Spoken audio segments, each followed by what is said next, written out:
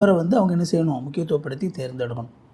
அப்போ அந்த ப்ரையாரிட்டி அப்படின்னு சொல்லி வரும்போது பார்த்தீங்க அப்படின்னா, ஒரு தனக்கான வாழ்க்கை துணை அப்படிங்கிறவங்க அவங்க பக்தி உள்ளவங்களா, ஓகேவா, அவங்க வந்து கடவுளுக்கு முக்கியத்துவம் கொடுக்குறாங்களா, வேதாகமத்துக்கு முக்கியத்துவம் கொடுக்குறாங்களா, திருச்சபைக்கு ஆராதனைக்கு போகிறதுக்கு முக்கியத்துவம் கொடுக்கக்கூடிய ஒரு நபராக இருக்கிறாங்களா, ஊழியங்களுக்கு முக்கியத்துவம் கொடுக்கக்கூடிய ஒரு நபராக இருக்காங்களா, வேதாகமம் வாசிக்கிறதுல அதுக்கு நேரம் செலவு பண்ணுறதுக்கு ஒரு முக்கியத்துவம் கொடுக்கக்கூடிய ஒரு நபராக இருக்கிறாங்களா.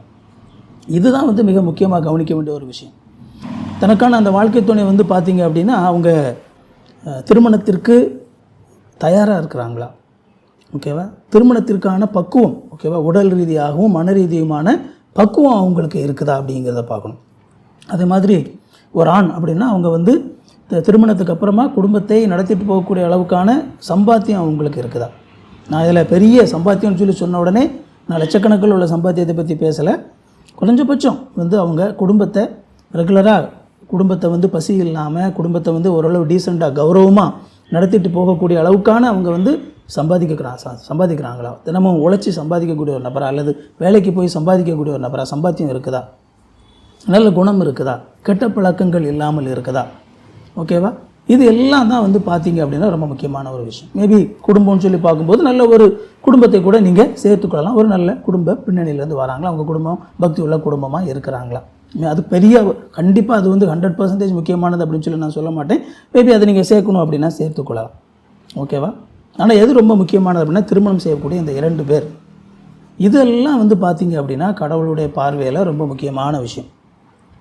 இது எல்லாமே வந்து பார்க்குறாங்க, இல்லைன்னு சொல்லி நான் சொல்ல வரல.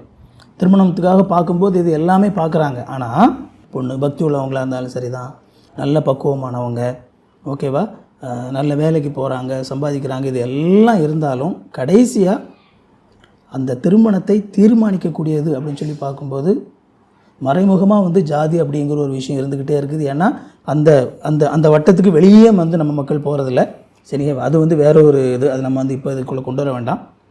அதுக்கு அப்பாற்பட்டு அடுத்ததாக இந்த திருமணத்தை தீர்மானிக்கிறது என்ன அப்படின்னா, ஒரு பொண்ணு வீட்டிலேருந்து பையன் வீட்டுக்கு எவ்வளவு வரதட்சணை கொடுக்குறாங்க, எவ்வளோ பணம் அந்த பொண்ணு கொண்டு வருது அப்படிங்கிறது தான் கடைசியாக டெசிஷன் ஃபேக்டராக இருக்குது.